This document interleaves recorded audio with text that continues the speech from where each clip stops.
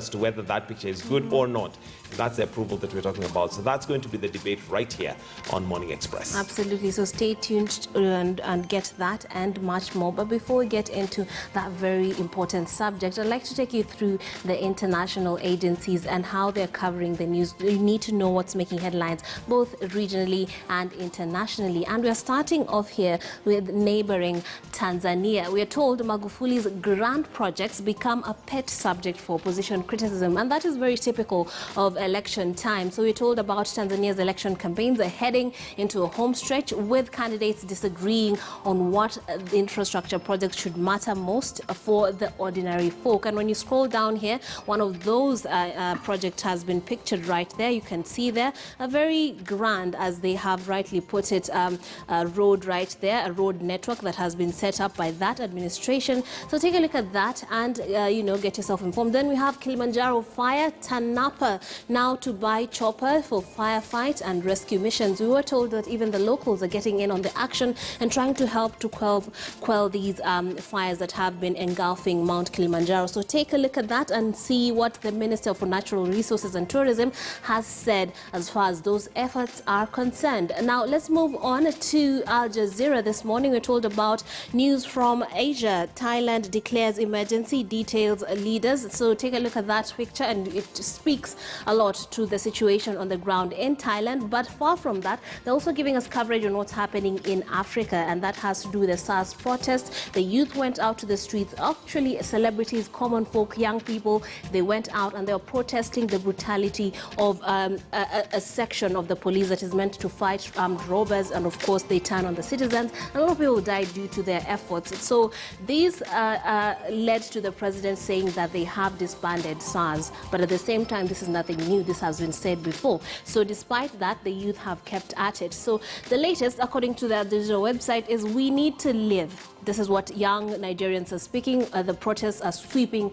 the country. So get informed on that and much more. There's news from Lebanon and Turkey as well. Let's move on to the BBC. It says, this is also still from Thailand. It says Thai MP declares emergency decree over protest. And of course, they have evoked a state of emergency and decreed a decree in Bangkok to stem pro-democracy protests. So take a look at that. Get more information on that situation from Asia. Now let's take a look at what's happening lower. We're giving news from this is Africa. Prison to president. The 82-year-old eyeing 6 more years. This is what's happening in West Africa. Then Africa Live, and of course Bouteflika's secret daughter gets 12-year jail term. Very interesting situation there. Democracy is on display right there, or the lack thereof in some instances. And then we're also told on the business section about why animation is quite big in Africa, and this is what you're seeing right here. And then Maguire seeks red as England loses. This is sports. Now let's take a look at the CNN and see what's making headlines. CNN is focusing on the US, coronavirus, China, as well as pop music in Korea. So let's start off to the right. It says mystery probe of Trump campaign cash revealed. Now for 3 years, feds chased a suspected foreign link to Trump's $10 million donation in 2016 with extraordinary secrecy. So there's details about that. And then we have people with this blood type may have a lower risk for coronavirus, and that is the blood group O. So take a look at that and see whether or not you make the cut. And then far from that, we also have BTS, with that big Korean pop music group, and why they're saying it is risky to invest in the IPO. And there's more news right there. Now, last but not least, let's take a look at news from Asia.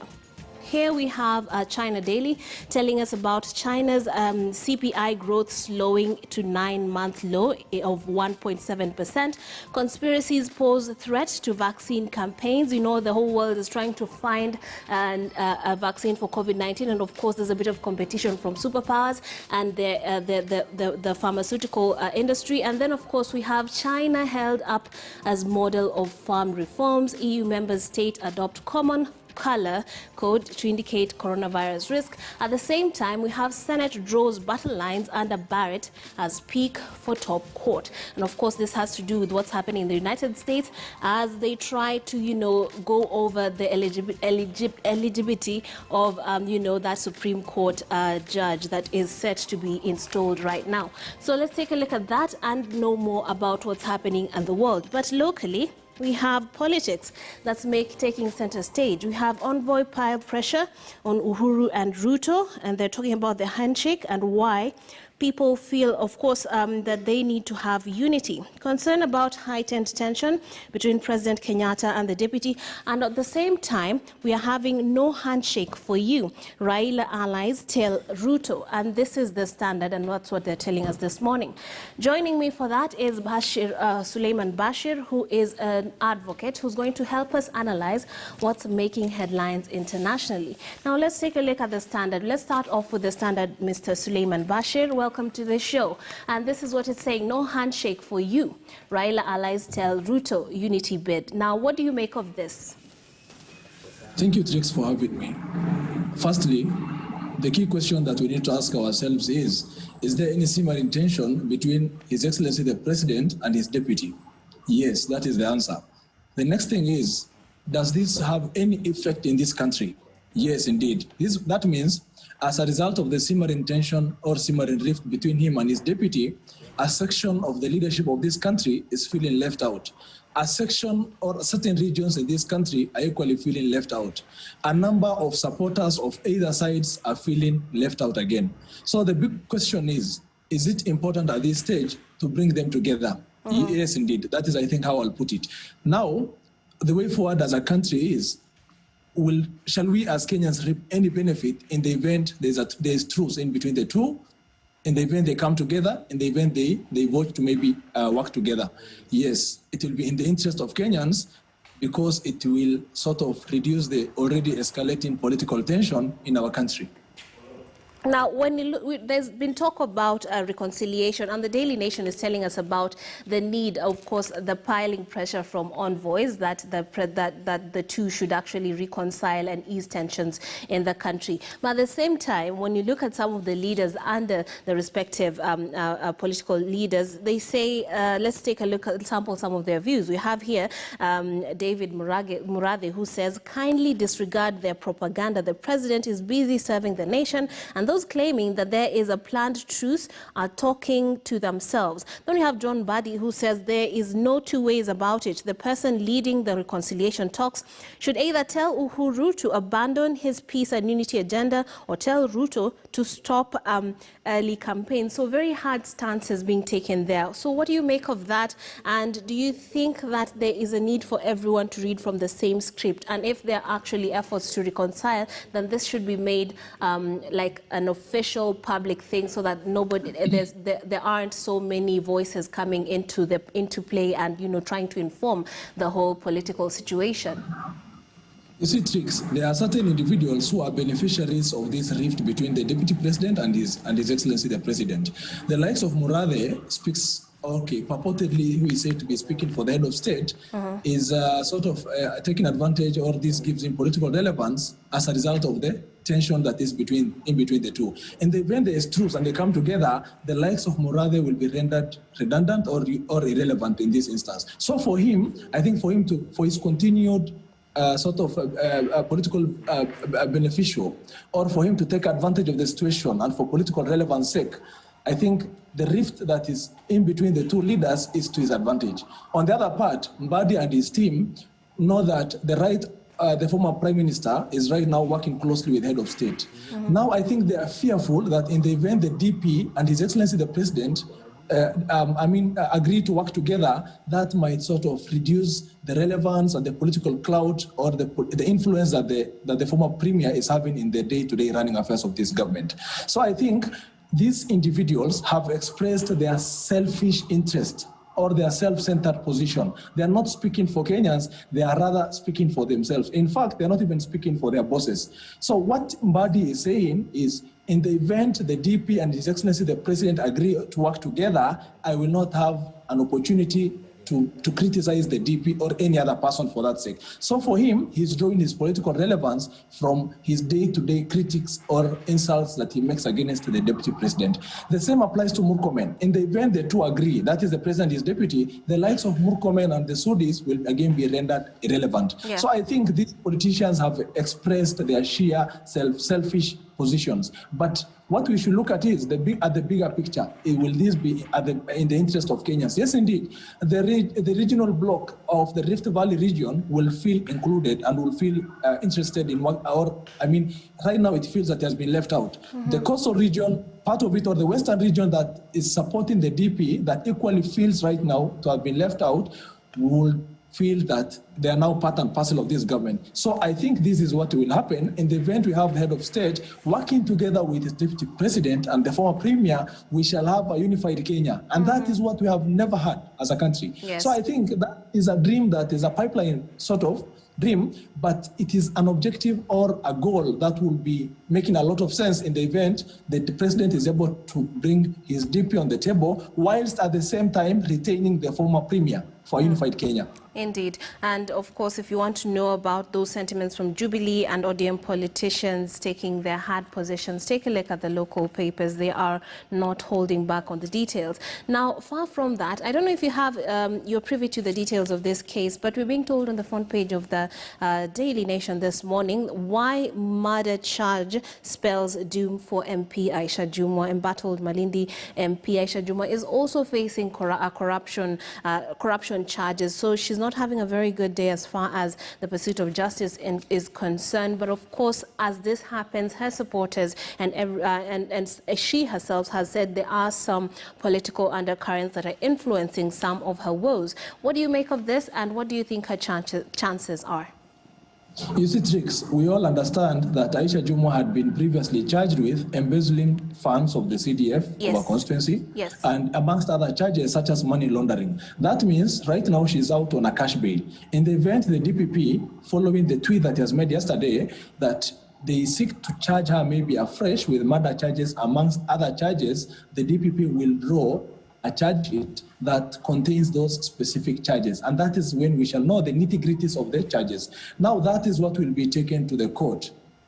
And it will be given an opportunity, Aisha Jumwa will be given an opportunity, her and her legal team, to go through the same with a view to coming up with a proper defense. But at this stage, she cannot be arrested because she's already out there on a cash bail. What will happen is the DPP shall move an application to the court with a view to having expressing his interest to charge her with more criminal offenses. And now, from there, going forward is, again, she will take plea, whether or not she will agree to those offenses that will be read out to her or not. Now, the trial process will start afresh. Murder is a capital offense. It is not an offense that can end in a week or in a month's time. It is a process that will take quite a very long process. Now again, under our constitution, under Article 50, every person that has been, everyone is innocent until he or she is proven guilty. So in that regard, until she is convicted of those offenses that will be preferred against her by the prosecution, Aisha Jumwa will still serve her position as the member of parliament, and she will enjoy her rights as a Kenyan. Yeah. Now, far from that, when you talk about the politics seeping into the pursuit of justice, how often is this likely to happen, and are the judicial officials aware of certain situations that might be influencing certain charges? And in those sorts of situations, what happens? Because you would hope that one would experience a level of fairness despite her out of court endeavors. You see, Trix, in a perfect setting, the judicial officers should not be influenced at all by the stories that are made by politicians. Yes. Or what judicial officers should take notice of is the preferred charges against her and the evidence that will be shared with the court by the state councils. But again, what is happening in our country of late is any member of parliament that maybe makes stabbing remarks against the government of the day is sort of quote-unquote digged into with and I think once he or she is digged into, the DPP ends up preferring criminal charges against those individuals who make jabs at the state. So I think that is what clouds the process. Any reasonable Kenyan, when he or she looks at the things, sees that Aisha Juma at some point was working with, or is still working with the DP, and has on various instances made certain tough remarks against the government of the day. These are the kind of leaders who we ordinarily see the DPP preferring criminal charges against her and the Sudis. So I think that is what is clouding the process. Yes. But devoid of political issues, I think the DPP, what he needs to do is to prove his case beyond reasonable doubt, and maybe that is the position within which he will get a favorable conviction. Okay, now let's shift focus to the front page of the Standard newspaper this morning. And according to an article here, we're told 21 broke Kenyans take a record 245 billion shillings Fuliza loan in just 1 year. Incredible, right there. And more details about this credit is that if you see a Kenyan on their phone, don't suspect that they're merely texting. They could be in the process of securing a Fuliza loan or taking a loan. Every second, Safaricom processes 6 transactions, or that is at approximately 492,480 shillings per day. It seems things are thick for Kenyans. What do you make of this one? And obviously, coronavirus has not made things easier for us. This is a classical reflection of the woes that the youth of this country are dealing with. Yeah. Every single day, the youth are either gambling or applying for loans. So, and those institutions that render or that offer the loan facilities are on their necks. So they either get blacklisted with the CRB, which again affect their chances of getting employment. So it's a circus, you know. Once they are unable to pay the loan, they get blacklisted with the CRB. Yes. That means they'll not be in a position to get CRB clearance certificates. And that's a critical requirement in the jobs that the youth apply for in this country. So they find themselves in a tougher situation. So I think these statistics are very important because it reflects the worrying situation. And again, on the other part, I think as a country, what we need to appreciate is our laws or the legal framework that sort of regulates these mobile lending apps is not well defined. It is not very well regulated under our laws, and I think that is another problem that we have in the country. The other day we had, I think, drastic news of various financial lenders, especially mobile lenders, that had been affected as a result of some regulations. So at the end of the day, the government should, I think, look at this critically with a view to bettering the situation. And I think on the other part, these money lending institutions, I think, should come up with policies or procedures or processes that are not just aimed at taking advantage of the youth who are desperate enough to maybe apply for 1,000 shilling, 2,000 loan.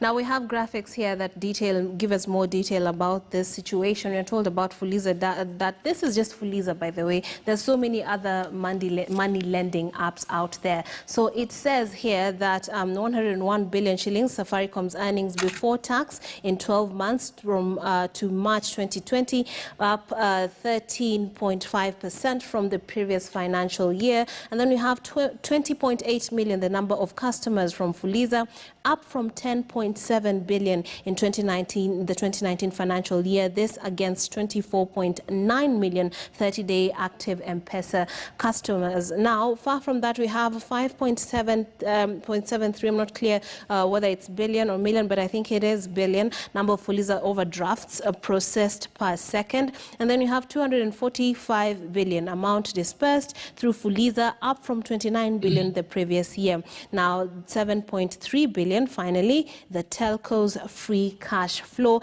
And then we have 35.6 million, the number of Safaricom customers. This does not, hopefully these are monies going to good causes such as entrepreneurship, but you can never be too sure about that because we indeed have had a very difficult year. Now, let's take a look at the situation that has to do with the education situation in the country. Children have just gone back to school and to prepare for preparation for their exams. On page 6 of the Standard, we're told about NEC blocks transfer of candidates. The Kenya National Examination Council has ruled out change of examination centers for 1.9 million KCPE and KCSE candidates. The reason why a lot of parents are transferring their children is because they feel a need to go to less congested schools, or some of the schools that they were having their children in were boarding schools, and therefore they want to take them to day schools. So this is, to some of these parents, this is the safer choice or the more economically sound choice, as as they try that. But of course, we are having here the Kenya National Examination Council ruling out change of examination centers for 1.9 million KCPE and KCSE candidates. Bashir, what do you make of this one? You see, Trix, again, this takes us to why were we at first prepared as a country when we were reopening our schools? Yes. Clearly, no. The parents were not prepared. The schools were not equally prepared. The reason that is, as well articulated in the standard, the reasons behind the parents are seeking to transfer their students to different examination centers is because they're not able to afford certain private institutions that their students were learning in before. I think that makes a lot of sense. When a parent realizes that because of the economic downfall that he or she has suffered, that they need to transfer their children to a different, cheaper school, I think the ministry should be quite accommodative to allow the parent deal with that situation. What is happening is the parents were put in a very bad situation. They were not prepared for the reopening of the schools. The pupils were not prepared at this time that we have in our schools reopened. The country is generally not prepared. Private schools, by the way, the private institutions, a number of them were not equally prepared. We have seen a number of private schools that have not been reopened. So the big question is, when we were having our country or this government reopening our schools, has the government made proper decision? I think the so-called stakeholder meeting that has been going on, and that has sort of advised the government to reopen the school, got this wrong. So the way forward is, now that the government has made a mistake in reopening the schools, or in the modalities that had been applied as with the first reopening of the schools, the parents should be given an opportunity to maybe go to cheaper schools with a view to taking their kids or children to institutions or centers or learning facilities that they can easily afford. So I think it's really important to point this. Our government of the day has never, ever gotten one thing wrong, one thing right, sorry. Yes. With the reopening of the schools, with the upholding of the rule of law, with bettering the economy, the government is getting everything wrong. It is yet to get even one single thing right. Very pessimistic view right there of the government and how they are handling this situation. But indeed, we can't see the failures that are being experienced as far as preparation is concerned. Now, when we look at page 5 of the Standard this morning, we're told that there's a section of politicians who think that, rather law experts who feel that politicians should be kept out of a law review. And this is legal experts saying that they should not, the politicians should focus on what will, only focus on what will benefit them. Some legal experts say the constitutional needs amendment, and of course it has shortcomings, but of course the interests of politicians often, you know, overlap on the greater good that should be motivating a relook into the constitution. So what do you make of that, and do you agree with these sentiments that politicians should stay away from the law, the review of the law? These three legal scholars, that is Professor Muigai Baraza and Piolo Lumumba, are brilliant legal minds, especially for a person, especially myself, because I've had an opportunity to be taught by them at the University of Nairobi and at the Kenya School of Law. These are legal minds that whatever opinion they share mostly makes a lot of sense. Right now, in fact, for me, I've been following that discussion, but the kind of issue or the way forward is, we are having various bodies or political parties that are proposing for the amendment of our constitution. That is okay. The constitution can be amended because it equally anticipates the same under Article 255. But the big question is, what are they, or what do they want us to amend? Right. The way forward is, the issues that we need amended should be issues that are interested or are keen at bettering the lives of Kenyans. What are some of those issues? Those issues should be pointed at reducing the ballooning wage bill. Issues to do with the governance, transparency and accountability. Those are the critical issues that we should be looking at, not issues to do with creating opportunities under the Constitution. So I think the proposal by these legal experts that with politicians interfering with this process, that it's going to cloud or it's going to lead us in the wrong direction, that is indeed the rightful position. This, or if at all any amendment should be made to the Constitution, it should be people-centered. The document should be given to Kenyans to interrogate it, to audit it, and provide their own recommendations. And I tell you, the moment we have politicians not interfering with Kenyans with respect to making their own decisions as to amending the Constitution, they will make critical decisions that will better their lives. The moment we have politicians leading at the forefront. When it comes to amending our constitution, we are doomed. Okay. They will only provide provisions or amendments that are keen at politically benefiting themselves. Ultimately, or the bottom line, politicians in our country have proven to be self-centered.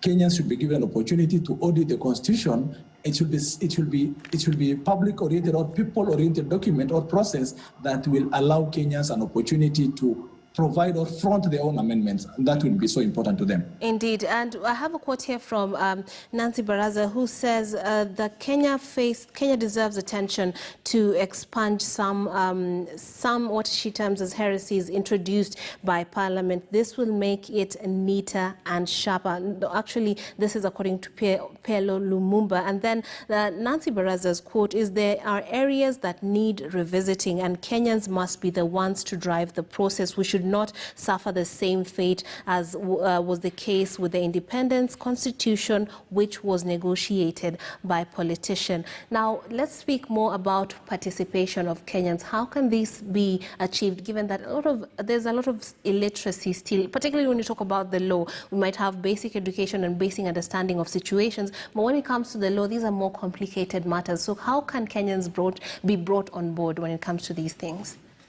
You see, Trix, it is very clear, the Constitution of Kenya, that Article 256 and 257 and 255 gives an opportunity to the people of Kenyans, or to the people of Kenya, to provide or front their own amendments. Yes. The way is, the civil society organizations, the media institutions, public forums can be organized, and Kenyans can be given an opportunity to share their views. Yes. Those views should be the ones that are captured in the process. But what is happening is, in as much as the Constitution of Kenya anticipates a people-oriented process, the politicians organize us or put it in a way that sort of seems that the people have already shared their views. Yeah. And these are their views. The views ordinarily that are shared by the political elite are views that are imposed on the people.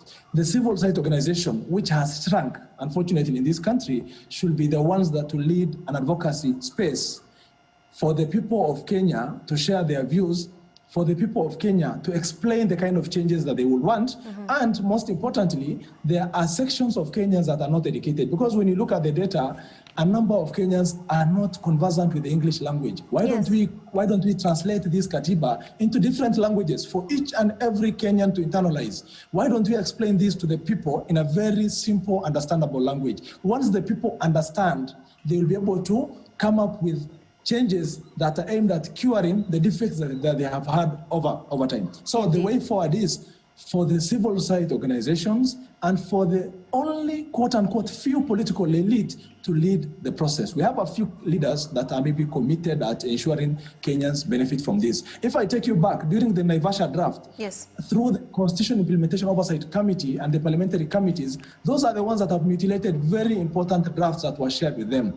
It is the politicians that have given us the product we are having today, and they're the very same ones who have mutilated it. Right now, let us not give it back to them. Let us take it back to the people. If people are committed or are interested in amending it, let it be people-oriented. Okay. Thank you very much, Suleiman Bashir, for being a part of Press Review this morning. Your sentiments are always quite detailed and very welcome when it comes to reviewing some of these very important topics. There is a meeting that's going to be held at State House in relation to, of course, the BBI report that is side by side on page 5 of the Standard. If you want to know more about